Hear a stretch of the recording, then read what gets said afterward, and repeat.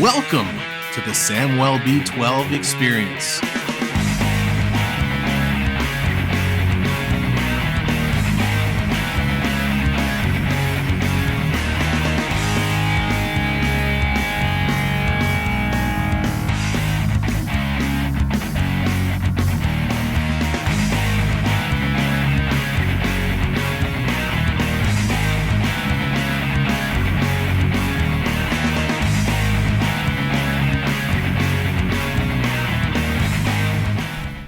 Hey, what's up, hockey fans? Welcome into the Samwell B12 experience. We are here this morning as the Toronto Maple Leafs have officially announced their roster going into this upcoming season, and it is not without controversy. So here it is. We're going to break it down. As expected, Austin Matthews, John Tavares, Mitch Marner, Willie Nylander, Alexander Kerfoot, all are on the team. No surprise. Let's keep going. Pierre Engvall, Kalle Järnkrok, David Kempf, no surprise yet.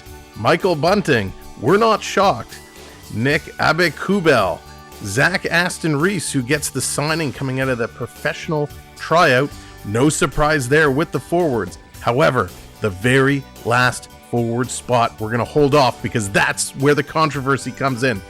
Over on the defensive side, Morgan Rielly, Jake Muzzin, TJ Brody, Justin Hall, Rasmus Sandin, and Mark Giordano. No shockers there. That's exactly what we knew what was going to happen. No surprise in the goaltending area either. Matt Murray and Ilya Samsonov there. Timothy Liljegren and Jordy Ben both put on long-term IR as both these players are injured. We know Liljegren wanted to crack the team. Jordy Ben looked promising before he got injured. And of course, Victor Mete got moved down to the AHL. Carl Dahlstrom also is blocked from a season-opening injury, so he's put on IR as well. Now, here is the controversy.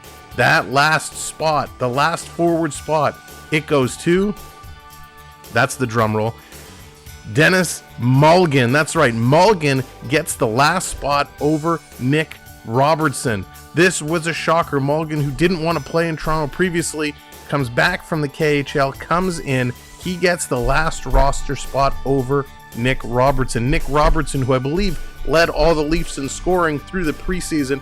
Even Coach Keefe said Robertson deserves to be here, but it comes down to dollars and cents. And the reason why Malgin got the pick over Robertson is because Robertson is waiver exempt.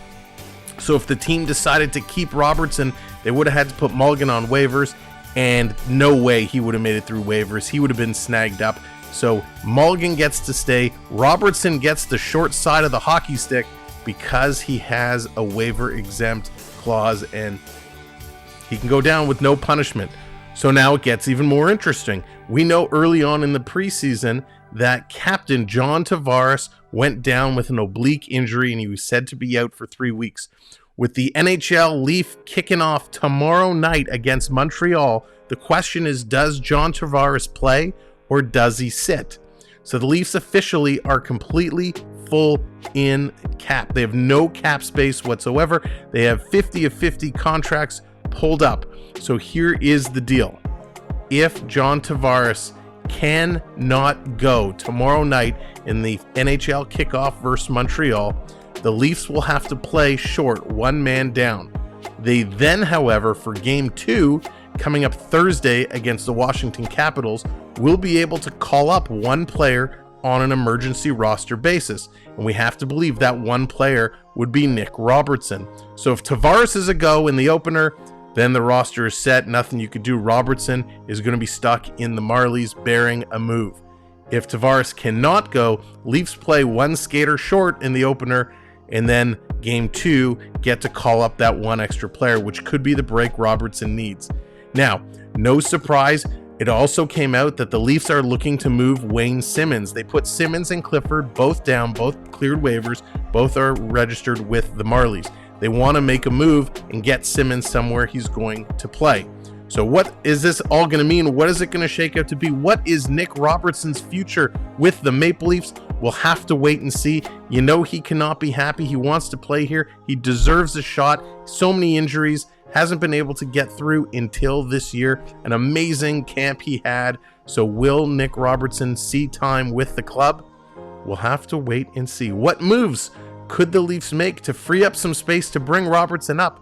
We'll have to wait and see. Or does he end up being the victim of the salary cap business and has to be moved out of the Leafs organization? We'll have to wait and see. Make sure you come check out Game 1 and Game 2, Toronto-Montreal, Toronto-Washington, already scheduled on the channel. And of course, Game 3, the Battle of Ontario, Leafs and Senators, coming up this weekend. Thanks for watching. Thanks for your support. And we'll see you, Toronto, Montreal, tomorrow. Take care.